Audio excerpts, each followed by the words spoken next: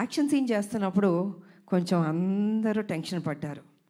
అంటే యంగర్ డేస్లో అయితే అలా అలా చేసుకుంటూ వెళ్ళిపోయాం. ఇట్ ఇస్ లిటిల్ ఛాలెంజ్ నాకు ఇప్పుడు. కానీ నాన్నాను మీరెవ్వరూ టెన్షన్ అవ్వద్దు, మీరు కామ్గా కూర్చోండి, నేను చేస్తాను, తర్వాత మీరు చెప్పండి అన్న. సరే మొత్తం ఫైట్ మాస్టర్ వాళ్ళు వీళ్ళు వచ్చారు, రెడీ చేశారు. ఫస్ట్ షాట్ ఇది ఇది అని ఫైట్ మాస్టర్ చెప్పాడు. చూశాను ఒకసారి, టేక్ అన్నాను. కెమెరా ఆన్ అయింది. టపా టపా టపా చేస్తాను. వో అన్నారు అసలు. అంటే వాళ్ళు ఎక్స్పెక్ట్ చేయలే నేను చేయగలుగుతానని. ఇప్పుడు ఐ సెడ్ ఎప్పుడూ విజయశాంతియే, అదే పౌరుషం, అదే రోషం, ఏం తగ్గేదేలే.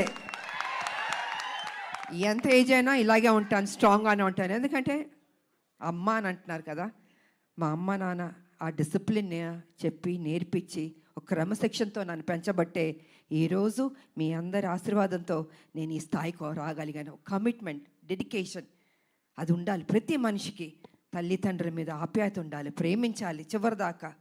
వాళ్ళు ఉన్నప్పుడు ఆ విలువ తెలీదు, వాళ్ళు లేనప్పుడే అయ్యో మా అమ్మ లేదు, మా నాన్న లేరు అనిపిస్తుంది. అందుకే వాళ్ళు ఎంతకాలం బతికున్నా ఆ ప్రేమగా చూసుకోండి, ఆప్యాయతగా చూసుకోండి.